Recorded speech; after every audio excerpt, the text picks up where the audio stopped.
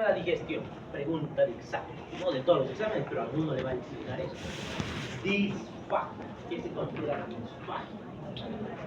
Dificultad inmediata para trasladar los alimentos sólidos líquidos de la boca al estómago. Pero disfagia, el término disfagia es dificultad para la digestión, para la digestión. Eso es disfagia. Se clasifica en dos: la disfagia orofaringea y la esofágica. Cuando hablamos de orofaringea, ¿a qué nos referimos? La dificultad para deglutir, para pasar los alimentos de dónde a dónde, la cavidad oral hasta el esófago. Y ya la esofágica es cuando llegó hasta el esófago. No parecería tan importante porque ese acto ocurre en muy poco tiempo, pero para la causa sí es bastante importante. La disfagia orofaringea, ahí incluye todos los músculos de masticación y deglución, es bastante complejo. Hay varios músculos, varios núcleos del tronco encefálico que incluyen hasta de los pares craneales. Entonces nos hace pensar en enfermedades neurológicas como los accidentes cerebrovasculares. ¿Qué es un accidente cerebrovascular? ¿Qué entienden? Hemos mencionado ya alguna vez. Si bien no es parte de esta unidad, va a ser de la siguiente unidad. Un infarto en el cerebro, Ya. un bloqueo de sangre. Significa que algo ha pasado en el cerebro. Y ese que algo ha pasado engloba dos grandes cosas. Una es, como dice su compañera, que no ha llegado sangre, que es el infarto. O el otro es, como dice su compañera también, que ha sangrado el cerebro. Ahora, ¿qué va a pasar si sangra o se tapó una arteria en el cerebro? ¿Qué va a suceder? Isquemia. Esa área del cerebro, cualquiera que sea, va a dejar de funcionar de forma normal, o probablemente deje de funcionar totalmente esa área. Entonces, según el área afectada, va a provocar más o menos daño.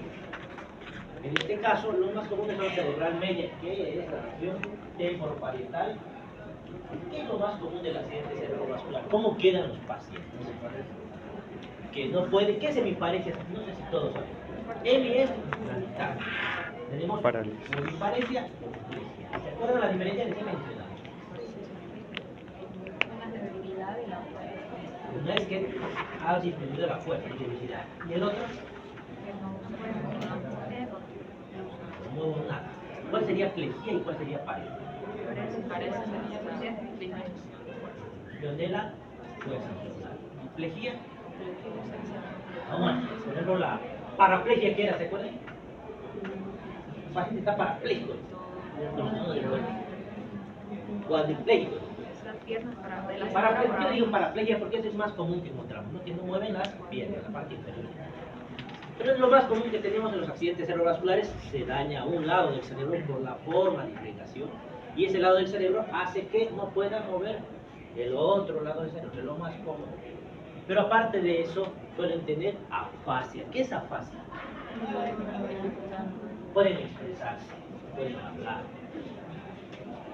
Y acompañado de eso que no se menciona tanto, tengo dificultad a veces para el habla cuando no estoy del todo afásico. Y si tengo dificultad para hablar, también probablemente tenga dificultad para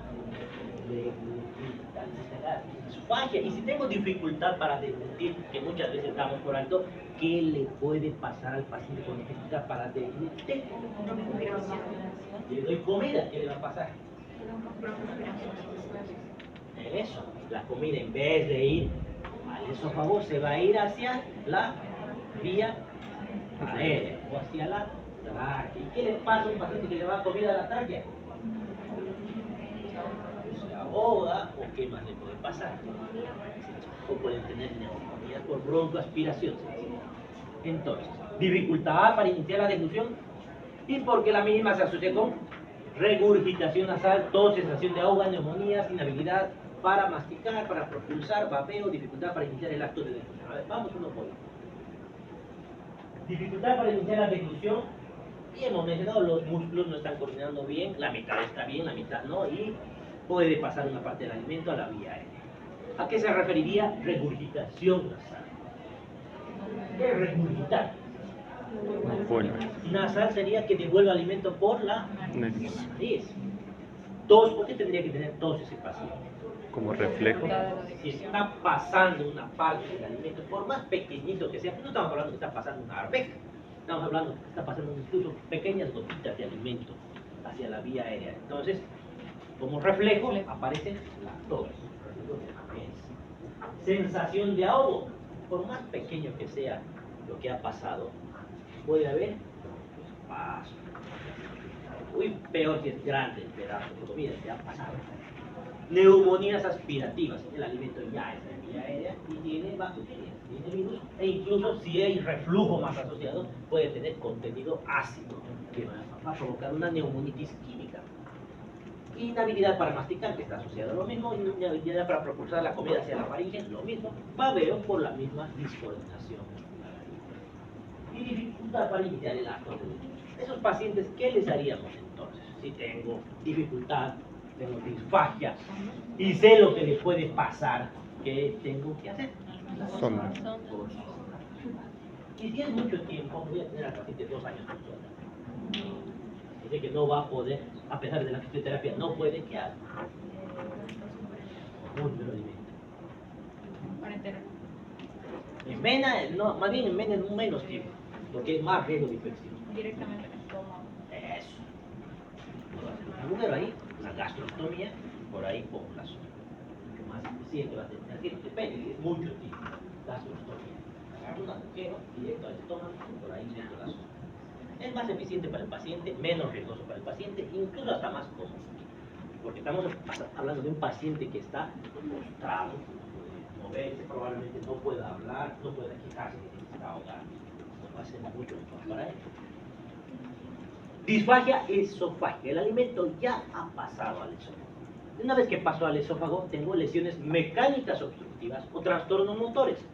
No se asocia a regurgitación nasal porque el alimento ya está en el esófago. No hay tos o neumonía aspirativa. El paciente localiza el síntoma, sabe que le está molestando. Alguna vez no sé si les ha pasado que quiere comer algo demasiado seco y siente que se quedó por ahí. A eso se le llama la disfagia esofágica. El paciente localiza, sabe que algo está mal por ahí, tiene dolor torácico, puede tener una regurgitación tardía. Puede haber odinofagia, otro término para el examen, odinofagia. Uno era disfagia, ¿qué es? Disfagia es para decir, odinofagia es dolor a las venas. ¿Qué puede verse en otras patologías? ¿Qué otra cosa puede ver odinofagia? Aunque no tenga disfagia, pero se queja de dolor al tragar. Bueno, una amigdalitis puede ser odinofagia. No es exclusivo de la disfagia. La disfagia esofágica puede ser tanto sólidos como para líquidos, o puede ser progresiva. Lo normal es que sea progresiva. ¿Qué significa que sea progresiva? Primero se van a quejar de que los sólidos no están pasan y por tanto, ¿qué hacen si no pueden pasar sólidos? Agua tomada cada rato para pasar esos sólidos. Luego, con el tiempo, ni siquiera los líquidos pueden pasar. Ya, a eso se llama disfagia progresiva. Nos ayuda como diagnóstico diferencial. Esto no sé por qué remarcado, pero está aquí. La diferencia. Aquí era un video que no sé por qué ya no funciona. Y funcionaba antes, debe ser por Office. Es lo que mostraba el video, que tomaba el líquido que estaba ahí en amarillo y ese líquido debería pasar aquí, pero por algún motivo una parte pasaba a la vía. Era lo único que mostraba el video. Diagnóstico diferencial. Ahí tengo que tener en cuenta la odinofagia. Pero hemos dicho que la odinofagia puede haber en cualquier parte. Pero podemos ver, como dijo su compañera, una amigdalitis, tengo una odinofagia que no tiene nada que ver con la disfagia. Hay que buscar la causa del globo histérico, que los pacientes aseguran que se les ha quedado la comida ahí trancada por algún motivo y no hay nada. Eso pasa en el paciente con crisis histéricas, de ansiedad. Orofaringia, enfermedades neuromusculares como causa, como por ejemplo el accidente cerebrovascular, ya sea isquémico o hemorrágico, en la enfermedad de Parkinson, en la esclerosis múltiple, en la esclerosis lateral amiotrófica, en la miastenia grave, en las miopatías inflamatorias. trastornos motores, en la disfunción del esfínter esofágico superior. Porque tenemos el esfínter esofágico superior y tenemos el inferior. Una relación bien completa. Acalasia tripofaringia. Aquí va otra pregunta de examen. No con esto. Solamente acalasia. Porque más común es la acalasia del esfínter esofágico inferior que la del superior.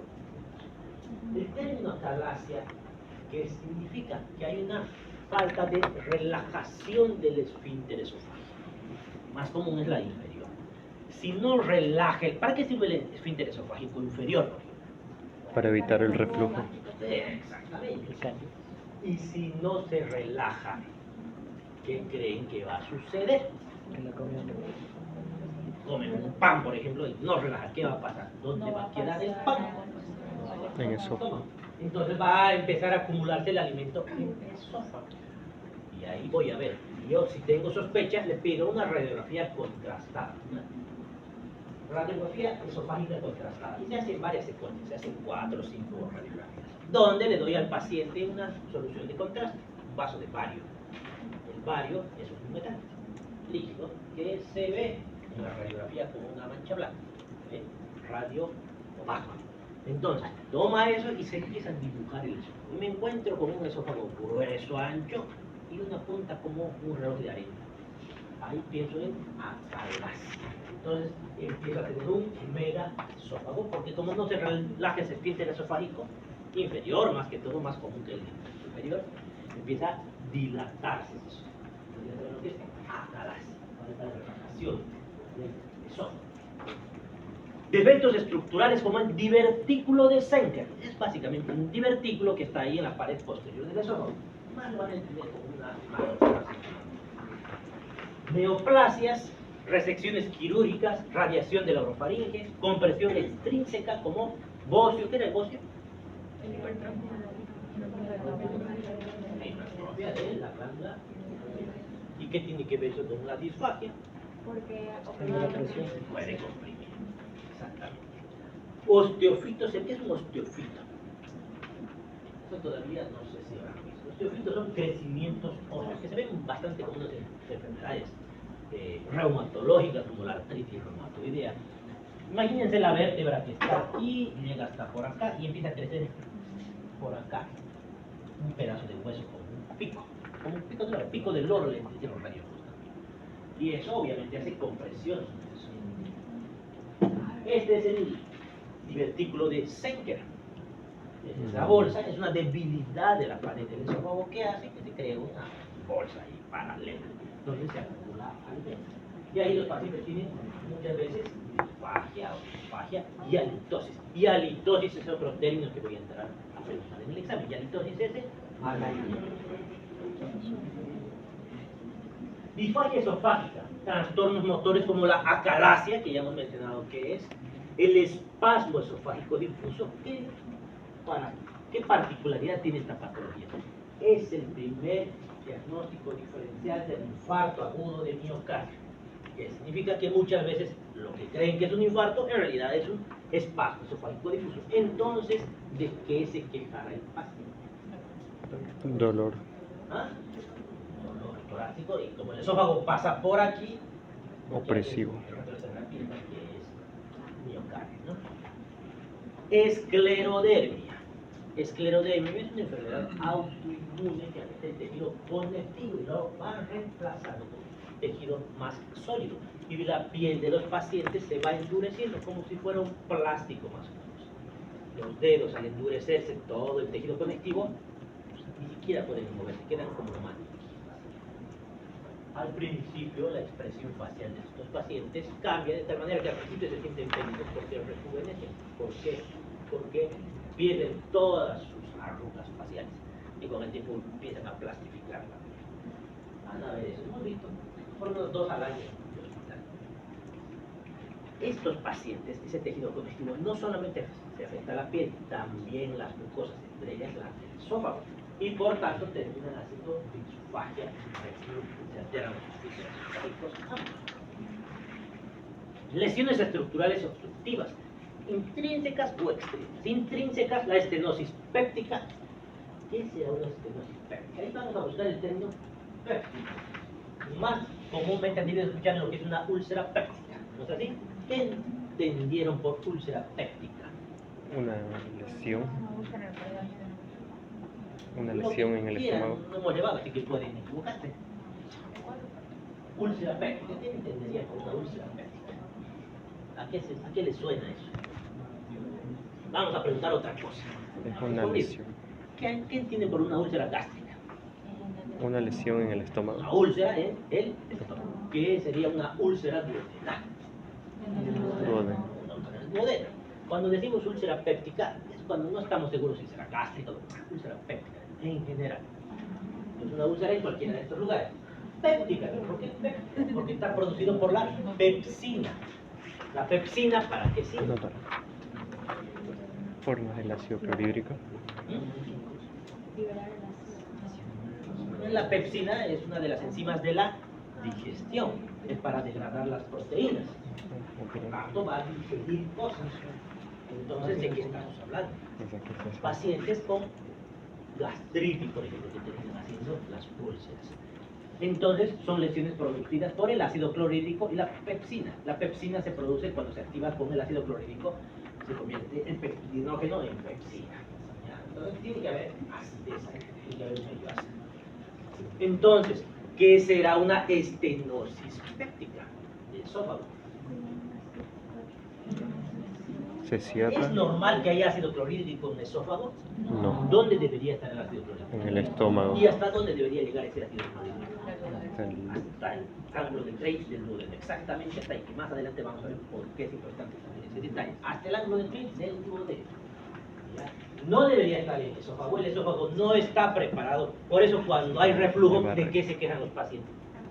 Ardor. Que en el ácido les quema el esófago y se quejan de pirosis retroesternal, que es el ardor detrás del esternón.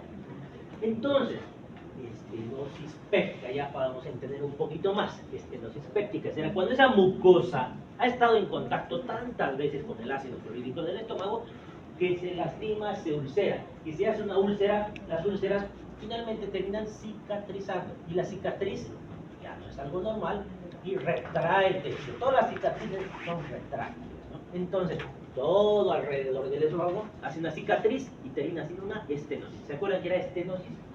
Sí. Cierra. Se achica ahí el espacio en esa luz. ¿Ya? Entonces, estenosis péptica ya están imaginando que es una lesión secundaria a reflujo gastroesofágico. Pero esa estenosis va a producir que no pase tan fácilmente el alimento. El anillo de Schatzky, que es en el esófago inferior, que básicamente es un recubrimiento de glucosa y un anillo fibrótico. Vamos a ver igual una imagen y ahí van a entender un poquito más. Cáncer de esófago, extrínsecos, tumores del mediastino, dilataciones auriculares izquierdas, dilatación auricular izquierda, una insuficiencia cardíaca con dilatación, una mega aurícula. ¿Qué tiene que ver una mega aurícula con la disfagia? El esófago está atrás de la aurícula. Eso, comprime y ahí te va a provocar disfagia. Ese es el anillo de Schatzky. ¿Y tiene solución este anillo? Hacemos una endoscopía, inflan un globo, se abre el anillo y ahí está solución. No está difícil de solucionar, pero hay que diagnosticar a enfoque diagnóstico. En la anamnesis, ¿qué le vamos a preguntar al paciente que tenga disfagia? ¿Qué tipo de alimentos producen los síntomas? ¿Es con sólidos? ¿Es con líquidos? ¿Es con ambos? ¿Ha cambiado en el tiempo? ¿Es intermitente? ¿Es progresiva? La dificultad a la deglución, ¿es al inicio o después de la deglución? ¿Comienza en forma brusca? ¿Dónde siente que se le atasca el alimento? ¿Hay síntomas asociados? ¿Qué síntomas? Dolor torácico, pirosis, que ya hemos dicho, ¿qué era pirosis? Dolor urente, dolor con la deglución, regurgitación, tos. Existen síntomas neuromusculares asociados como diplopía. ¿Qué era la diplopía? Visión doble. Si tengo diplopía, tengo que pensar en un problema neurológico. ¿Qué más? Disfonía. ¿Qué será disfonía? Alteración. Disfonía, ¿qué es la fonación? Habla. Entonces, disfonía será debilidad muscular. Déjate de ahí. Hay pérdida de peso. Si tengo pérdida de peso, ¿qué tengo que sospechar? Tengo disfagia, pérdida de peso, cáncer de esófago, de estómago. Uso de medicación habitual. AINES, ¿qué tienen que ver aquí los AINES? ¿Qué son los AINES? ¿Cómo cuáles? ¿Cuáles conocen? Son los AINE. Ibuprofeno, Ibuprofeno sí es un AINE. paracetamol, El más famoso es la aspirina. aspirina, ya vieron. El ketorolaco, el ketoprofeno, todo eso. ¿Y cómo producen? El diclofenaco. Inhibe la COX. Son los niveles de la COX-2. Entonces, si yo consumo AINES, es muy probable que tenga gastritis o reflujo gastroesofágico y tenga disfagia. Antiácidos. Los antiácidos, ¿cuáles los consideran antiácidos? Este es un inhibidor de la bomba de protones. Más que todo antiácidos. Eso me pasó.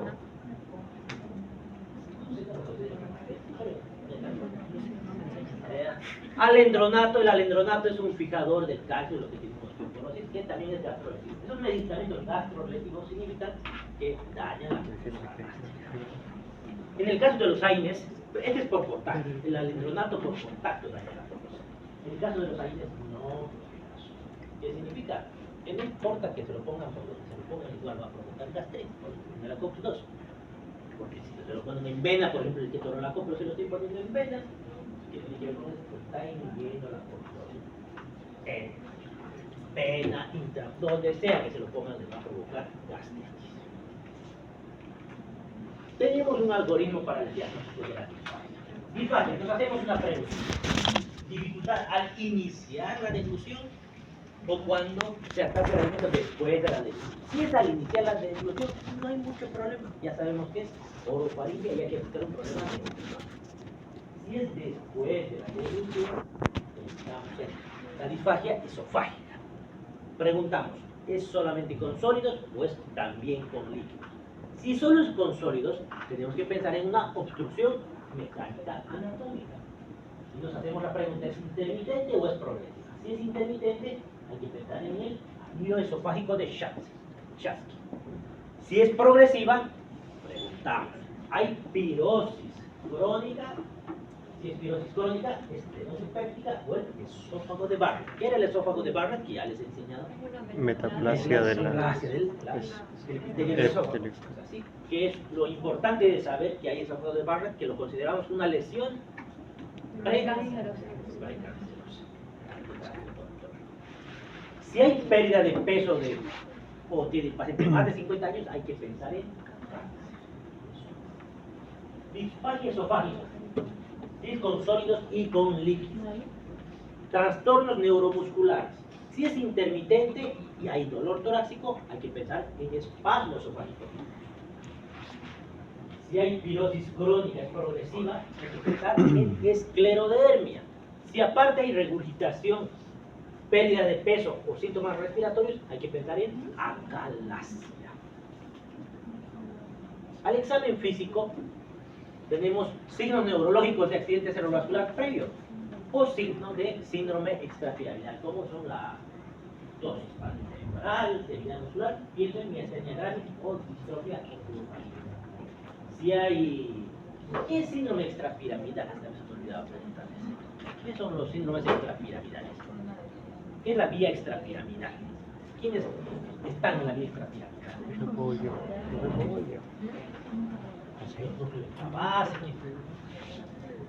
Son los que tienen que ver con el movimiento fino, con el Parkinson. Entonces, tengo tosis palpebral, tengo debilidad muscular, pienso en miastenia gravis, distrofia oculofaringe. Si tengo hiporreflexia y piel seca, hay que pensar en hipotiroidismo. Si tengo una adenopatía cervical o supraclavicular, más que todo supraclavicular izquierda, hay que pensar en cáncer de esófago. Más que cáncer de esófago, cáncer gástrico, me acuerdo, la adenopatía supraclavicular izquierda, signo de malignidad.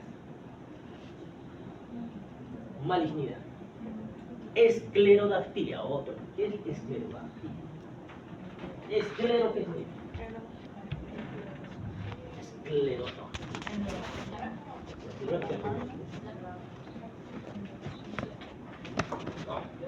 Duro.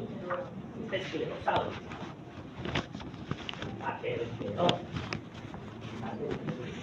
Escleros dice duro. Dactilia, que es la esclerodactilia son estos dedos duros, ya hemos mencionado, los dedos se ponen duros y hay telangiectasias, aquí escuchar cuando hay candidiasis oral, bueno, en realidad la candidiasis oral sospecho que es la candidiasis de su nombre. Cuando veo el famoso Muget, Muget con dos G's que Muget es recién ayer me enteré, pues me dio curiosidad, ¿por qué decimos Muget? Y digo, siempre así, Muget es candidiasis, ¿por qué decimos Muget? Muget había venido de una palabra francesa que significa alivio de no sé qué lugar. Que se ven las flores blancas, no se definen esas flores blancas en el bosque, los hongos de la cálida. Muget. Y en el hospital les encanta decir Muget, no le dicen candidiasis.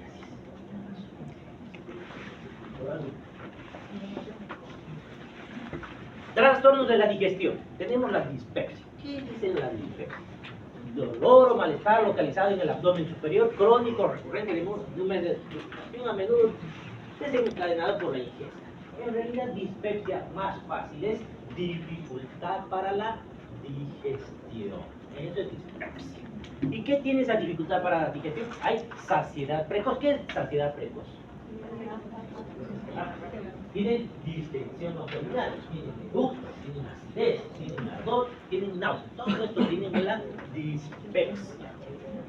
El comité de Roma III, que en realidad el comité de Roma III se reunió para aclarar lo que es el síndrome de colon irritable, que es una patología bastante compleja, que incluye la psiquiatría y demás, por una alteración de varios mecanismos, pero incluye a la dispepsia. Y dijeron que la dispepsia es plenitud postprandial o síndrome de distrés postprandial, saciedad precoz, le dicen lo mismo. En realidad estos dos puntos que más o menos significan dolor o ardor epigástrico, síndrome de dolor epigástrico. Ese dolor epigástrico, ¿qué tipo de dolor presenta? Urente. Urente, dolor urente. Es muy común, afecta entre el 20 o 40% de la población tiene dispepsia. 40% de estas dispepsias son de origen orgánico. 60% es idiopático, ni siquiera se llega a saber por qué tienen dispepsia. Son los pacientes que comen y se quedan de hinche del estómago, me arde, duele.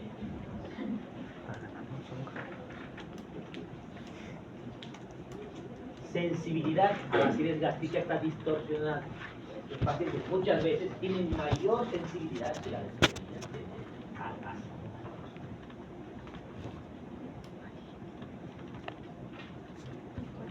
$40-50% de los casos de dispepsia están provocados por gastritis secundaria al Helicobacter pylori.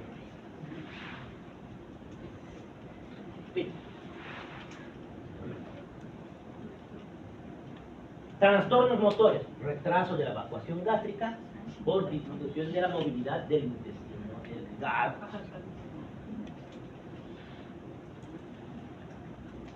Trastornos psiquiátricos, son pacientes con bastante ansiedad y que tienen aumento del nivel de somatización. ¿Qué es el aumento del nivel de somatización?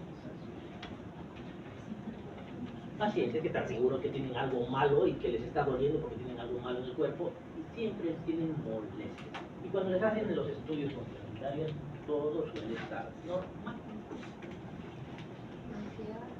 Ajá. Teoría de la percepción visceral aumentada. Son pacientes que sienten cómo está su digestión. Entonces están más pendientes de cada cosa que vaya a molestar en su digestión. Y que tienen cierto grado de intolerancia alimentaria. Todos esos se quedan de dispepsia. Clasificación. La dispepsia se clasifica tipo reflujo. Reflujo gastroesofágico, ¿qué es? El contenido del estómago. Y por tanto se van a quedar de acidez, pirosis retroesternal y regurgitación ácida. Dispepsia de tipo ulceroso. Tienen dolor en epigastrio, que es de tipo urente. Calma con los antiácidos, despierta al paciente durante la noche y es de aparición intermitente de domingo. Dispepsia de trastorno de la motilidad. Esto se va a ver con saciedad precoz, distensión postprandial. ¿Qué será distensión postprandial? Un feto No me entiendo. Muy bien. Náuseas y vómitos, y habitualmente no tienen dolores los pacientes. No, es que me identifico con Con la mayoría de los Todos se van a identificar en algún momento. Todos han tenido dispepsia, pero No, hasta pero por ahí. yo debo tener disbiosis y todo. ¿Por qué es tan común en los estudiantes de medicina esa? Es muy común. Nosotros, síntomas y signos de alarma que sugieren enfermedad orgánica. Si aparece uno de estos, hay que tener más cuidado. Que son que el paciente tenga más de 55 años cuando inició su dispepsia, obviamente. Anorexia y pérdida de peso, disfagia o disnofagia progresivos, vómitos persistentes, hematemesis, ¿qué era? Sangre que no es sangre. Ictericia,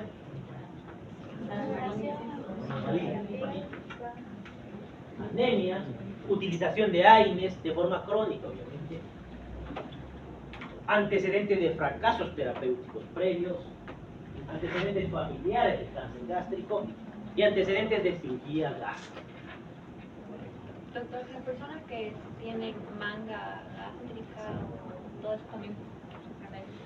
Es muy probable que sufran porque está alterada ya pero normalmente no debería sufrir.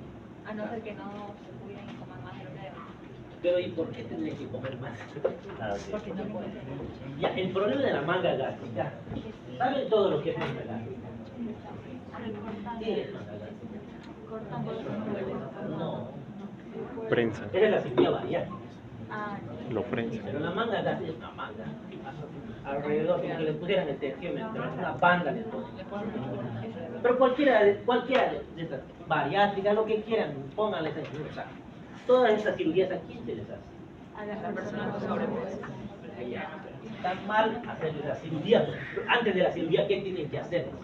Acompañamiento psiquiátrico. Primero la cabeza, luego que esté ya bien más o menos la cabeza, recién la cirugía, porque si no van a volver a engordar.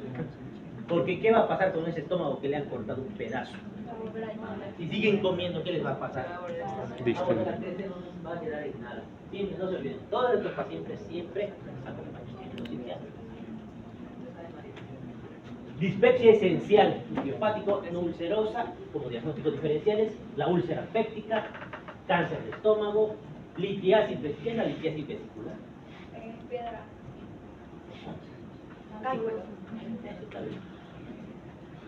Pancreatitis crónica, recidivante, cáncer de páncreas, parasitosis intestinal, lesiones causadas por AINES, aspirina, hierro o antibióticos, dispepsia sin enfermedad de reflujo gastroesofágico o ingesta de AINES. Tenemos que pensar, si el paciente tiene más de 55 años o tiene síntomas de alarma que nos hemos visto, directo endoscopía. Endoscopía no solamente endoscopía, endoscopía bajar. ¿Qué significa eso? Ya es una endoscopía digestiva. Meto una cámara, con esa cámara veo que voy a ver directamente la mucosa gástrica. El esófago, obviamente. Voy a ver lesiones directas. Si hay una lesión que me llame la atención, ¿qué es lo que tengo que hacer? Eso, siempre. Aunque a veces les digo, porque en el mismo hospital hacen endoscopía y no hacen biopsia. No tiene sentido. Imagínense hacer 2 endoscopias. Es lo único. Si tienen menos de 55 años y no tienen signos de alarma o síntomas de alarma, tengo que hacer prueba para el Helicobacter pylori y hacerse con el aliento. Si sale negativa, hago una prueba con inhibidores de bomba de protones, ¿como cuál? Por 4 a 6 semanas. Si fracasa ese tratamiento, hay que recorrer el diagnóstico. Si es positivo para el Helicobacter pylori, depende. Hago el tratamiento. ¿Cómo es el tratamiento para el Helicobacter? Ya sé que hay que llevar. Terapia, 2 antibióticos. Eso de terapia más o menos. En realidad ya puede haber 4 tratamientos. Pero estábamos con terapia. Bismuto de... Aspirina, que todo lo hace ibuprofeno. No. Entonces, ¿qué les dan? La ivermectina y Ya, 2 antibióticos. Asocio 2 antibióticos. ¿Qué más? Bismuto de... Inhibidor, no le digan. Inhibidor de la bomba de protones. No es buen nombre protector, eso no se entiende. No me gusta ese término, los botomies. ya no saben qué me dice. ¿Ok? A ver, inhibidores de la bomba de protones. ¿Qué hacen los inhibidores de la bomba de protones? Disminuye la concentración de ácido.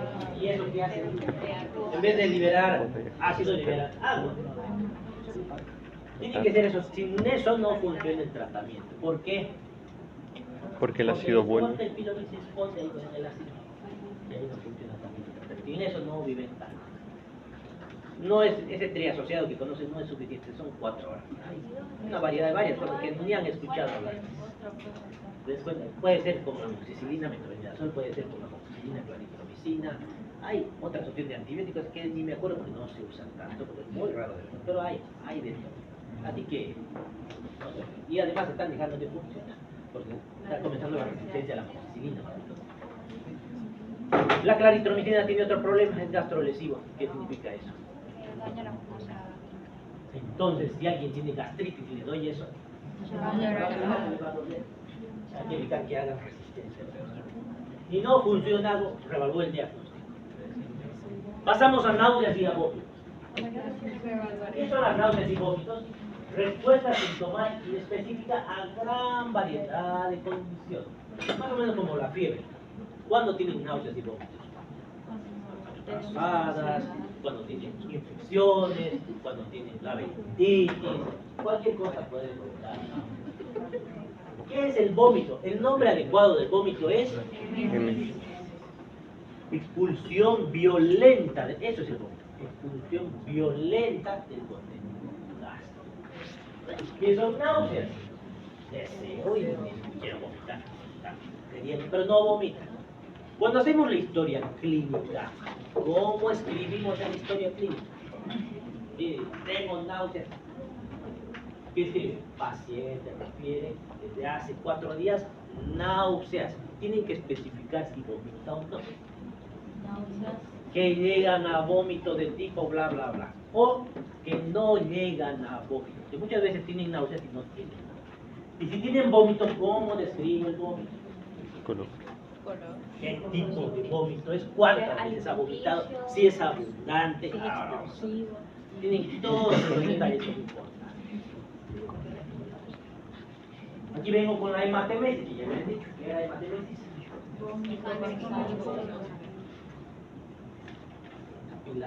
Arcadas. ¿Qué son las arcadas? Son contracciones musculares torácicas, abdominales, antes de vomitar, que pueden o no estar, no es lo mismo que las náuseas. Las náuseas es la sensación.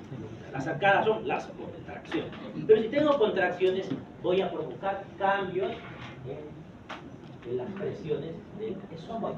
Y si no vomito, me puedes pasar a los humanos. Si tengo arcadas y arcadas y arcadas y cada rato.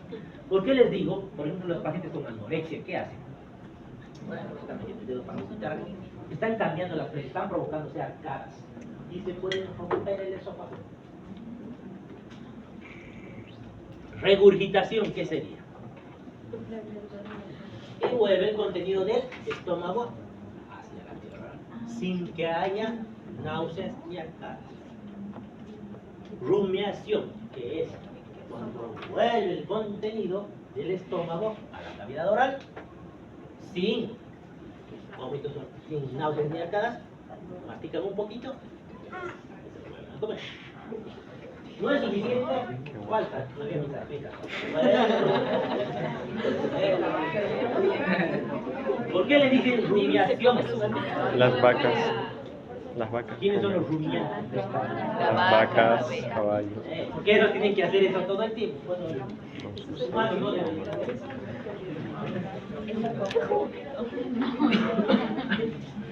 Los bebés, los niños suelen hacer eso. Tipos y clasificación. Aquí está lo que decía su compañera. Tipos de vómito. Vómito alimenticio, por ejemplo. Es alimento sin digerir. Si el alimento está sin digerir. Estenosis grave, acalasia o divertículo de Schenker. Si el alimento está parcialmente digerido, hay que pensar en gastroparesia, obstrucción pilórica o el síndrome pilórico. ¿Les dije que era síndrome pilórico? No. ¿Qué es el síndrome pilórico? ¿Dónde está el pilo? Entre el estómago y el intestino. Píloro. Estómago e intestino. Estómago e intestino. Delgado. Eso. Entonces es la frontera entre el estómago y el duodeno. El síndrome pylórico hace que no pasen los alimentos del estómago hacia el duodeno. Y si no pasan los alimentos, ¿qué va a suceder? ¿Se acuerdan de la calasia? Algo parecido. El síndrome pylórico generalmente es por estenosis, por úlceras duodenales. Úlceras pilóricas, esas úlceras pilóricas provocan estenosis, esa cicatriz. Y eso va a dificultar el paso del alimento. Y por tanto, ¿qué le va a pasar al paciente? Puede pasar, Reflujo. y va a haber un mega estómago. ¿Y se va a poder nutrir el paciente? No, al examen físico podemos hacer bazuqueo gástrico. Puedo tocar el estómago. ¿Cuántas horas tiene que estar la comida en el estómago? 4. 2. 4 horas. Y si está más de 4 horas, tengo que sospechar de un síndrome pylórico. Por ejemplo, un paciente que después de 6 horas de haber comido vomite comida, pues seguramente tiene síndrome pylórico. Yo ya no debería vomitar ni nada. Problemas ahí. Entonces ahí el síndrome pylórico. ¿Gastroparesia qué es? Paresia, ¿se acuerdan de mi paresia qué era? No hay movimiento. Gastroparesia, ¿qué será? Es como un estómago perezoso. Su peristaltismo está disminuido. Importante, igual. Si vomita bilis, excluye que la obstrucción sea proximal a la ampolla de Vater. ¿Por qué?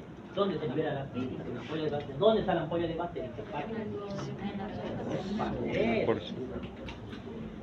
Entonces, si hay bilis, seguro que el problema está después. Entonces ya está excluido el síndrome pylórico, está excluida la calasia y demás cosas. Hematemesis. De aquí van a salir unas 10 preguntas. Porque es como cascarita esto. La hematemesis es un sangrado proximal al ángulo de Graves. Ahora sí les voy a enseñar a detalle. Esto les voy a repetir muchas veces porque vienen varias cosas que salen de aquí. ¿Dónde está el ángulo de Graves? Es el ligamento de Graves. ¿Dónde está eso? Entre Está colgando ahí el intestino. Pero es el lugar justo del ángulo de Graves que le decía porque está colgando con ese ligamento. Divide una parte del duodeno con desde el esófago hasta el ángulo de Graves va a venir una patología y de ahí para abajo otra. ¿Por qué? Porque hasta ahí llega el ácido gástrico, no pasa del ángulo de Graves. ¿Por qué es importante saber esto? Porque hay lo que se llama la hemorragia digestiva. ¿Qué es hemorragia digestiva? Es sangre en alguna parte del intestino. La hemorragia digestiva se clasifica tanto que los cirujanos ven la hemorragia digestiva baja y los internistas ven la hemorragia digestiva alta. Así de diferente es, porque el tratamiento es totalmente diferente. Uno se opera y en el otro pues se hace tratamiento clínico. Entonces, la hemorragia digestiva alta está por encima del ángulo de Graves y la baja por debajo. ¿Cómo me voy a dar clínicamente cuenta? ¿Cómo voy a diagnosticar al paciente? Si la hemorragia es alta, está en contacto con el ácido clorhídrico, ¿qué le hace el ácido clorhídrico a la sangre? lo vuelve negro. Eso. Entonces, ¿cómo va a ser el... Por Melénicas. ejemplo, las deposiciones del paciente, ¿qué color van a ser en una hemorragia digestiva alta? Melénicas. Negras. Se le llaman deposiciones melénicas. No solamente negras, van a ser negras, altranadas, pegajosas, de mal olor. Y en la hemorragia digestiva baja, ¿de qué color van a ser? Depende de qué tan vivo es, que más abajo es una rectorragia. Pero no van a ser negras porque no han estado en contacto. O sea, desde el ángulo de Graves para abajo en cualquier lugar. Por eso les digo que es en cascada abajo. ¿Qué más va a tener el paciente que tenga una hemorragia digestiva alta? Hematemesis, vómitos con sangre. Vamos a ver ahora cosas más. Vamos a avanzar. Como aquí, vómito en borra de café. ¿Qué es esto? ¿Qué nos dice el daño mucoso? Es sangre que ha estado en contacto con el ácido gástrico y por tanto es una hemorragia digestiva alta. Y nos dice generalmente que ha habido desgarro de la mucosa hemorragia de café, porque si es de una úlcera, generalmente sale hematemesis directamente, vómito sangre, no vómito hemorrágico. ¿Por qué? Porque no le da, tiene el suficiente tiempo como para que se quiera. En cambio, cuando es un sangrado masivo, fácilmente vómito. Y aquí viene el desgarro de la mucosa, se ve en qué patología, en el Mallory Weiss, que ya les había mencionado. El Mallory Weiss, ¿qué es? Es el desgarro longitudinal de la mucosa esofágica. ¿Y en quiénes vamos a ver eso? En los alcohólicos, por ejemplo, los pacientes con anorexia, que todo el tiempo están con arcadas y terminan desgarrando esa mucosa. Si el vómito es fecaloide, ¿qué será un vómito fecaloide? Con aspecto de que es Solo aspecto. huele. Bueno, si bien es fecaloide, se le parece, pero no es exactamente. Pero podría ser. ¿Y por qué tendría un vómito fecal? Con olor pútrido. Por la mezcla de... Ajá. Pero habrá bacterias de ese tipo en el estómago. ¿Dónde será la obstrucción? Sí, si está obstruido, voy a tener. ¿Qué debería estar obstruido? ¿El ilio? No. Si vomito lo que le dije, voy a vomitar. ¿Qué debería estar obstruido? ¿El? Colon. Colon. Obstrucciones colónicas. O si no, una fístula. ¿Qué es una fístula? Una Conexión. Comunicación entre dos cavidades. ¿Qué debería estar comunicado con qué? ¿Qué está tan cerquita aquí? El apéndice. Y el Ángulo esófago. colónico con el estómago. Eso es muy posible. Que dijo que está con- Ahí. Obstrucción intestinal o colónica y fístulas gastrocolónicas. Pero intestinal y colon, no puede haber. Tiempo del vómito. Si vomitan por la mañana, hay que sospechar el embarazo. Uremia. ¿Qué será la uremia? Síndrome urémico también. ¿Qué será uremia? Presencia de urea en Se sangre. considera el aumento de la urea en sangre. ¿Y por qué podría aumentar la urea en sangre? Falla renal. ¿De dónde viene la urea? Riñón. Lo que dijo estaba bien. ¿De dónde viene la urea? Del riñón. De la digestión de las proteínas. La carne más que todo. ¿Y por dónde se elimina? Por el riñón. Entonces, para que aumente mi urea en sangre, ¿qué tiene que pasar? Falla renal. Tiene que estar fallando. Pero depende de qué tanto aumenta. Por ejemplo, en la hemorragia digestiva se ve un aumento de la urea con una creatinina. Pero no aumenta tanto, aumenta 80, 70. ¿Cuánto es la urea normal? Necesito que memoricen ciertas cosas. Porque siempre que preguntan en el hospital a los internos, incluso no saben. Saben que es la química sanguínea, ¿no? ¿Qué entra en la química sanguínea? Amilasa, lipasa, ¿qué más? Creatinina, urea, todos esos valores, pero no necesitan memorizarlos todos. Pero ¿cuáles sí tienen que memorizar? Triglicéridos. Creatinina, urea, ¿qué más? Nitrógeno rico en sangre, no es lo mismo que urea, por si acaso, sería bueno que lo memorecen. ¿Qué más? Triglicéridos, colesterol, bilirrubinas, infraccionadas, ¿qué más? Hasta por ahí deberían memorizar. Otras cosas, lipasa, amilasa, no son tan comunes, pero esas que les he mencionado, por lo menos esas memoricenlas, les va a servir arte más fácil. Igual que el hemograma que tienen que memorizar, el número de ojos y estas de blanco. Que sepan eso ya es un buen paso. Entonces, si sube de 200 la urea, tienen el síndrome urémico y tienen náuseas y vómitos. Ingesta alcohólica, los alcohólicos, churra, saca la punta al día siguiente. Aumento de la presión intracraneana. Esto me interesa que sepan, porque más adelante van a preguntar de interna o neurológica. ¿Qué será la presión intracraneana? PIC le decimos nosotros. Presión intracraneana. ¿Qué será la presión intracraneana? Presión intracraneana. Presión dentro del cráneo. Ahora, ¿el cráneo se puede distender? No. Solamente en los niños, los fortaneros. Pero en adultos no. ¿Y de qué va a depender la presión intracraneana? Depende del contenido dentro de ese cráneo. Hay tres cosas que tenemos en la cabeza, básicamente, ahí adentro. ¿Qué tenemos dentro de nuestra cabecita? El líquido cerebral. Uno, En el encéfalo. La sangre. Y lo que más hay es Encéfalo. encéfalo, que eso incluye al cerebro, cerebelo, el tronco encefálico, todo eso interviene en la presión intracraneal. ¿De qué se nutre el cerebro? Tiene que llegar esa sangre, por algún lado tiene que llegar. ¿Por dónde llega el cerebro? Por dos sistemas. ¿Ah? Por dos. Bueno, y- Por las carótidas. no, Carótida ¿dónde? interna. Carótida. ¿Dónde aquí más? No solamente Por la vertical cervical. la Aquí atrás hay otra, ¿no? vacilar, todas. Y por el Ahora, polígono de Willis. esa sangre para llegar, primero que está ahí arriba. Y para subir las cosas tienen que vencer la gravedad. Segundo, tienen que vencer esa presión, porque si ahí está provocando una presión, todo eso no es fácil entrar ahí. Para lograr ingresar ahí hay que vencer esa presión. Y para que logre eso necesito que tenga una... ¿Cuál es la presión más importante de él? La presión más importante. Sí, ¿cuál es? Sistólica. ¿Cuál es la presión arterial más importante? Hidrostática. ¿Cómo le hidrostática? Les he preguntado en el examen. La presión arterial media. Entonces, mi presión arterial media va a depender de mi PIC. Acuérdense eso, yo hace así. Si tengo algo que suba mi PIC, ¿qué puede subir mi PIC?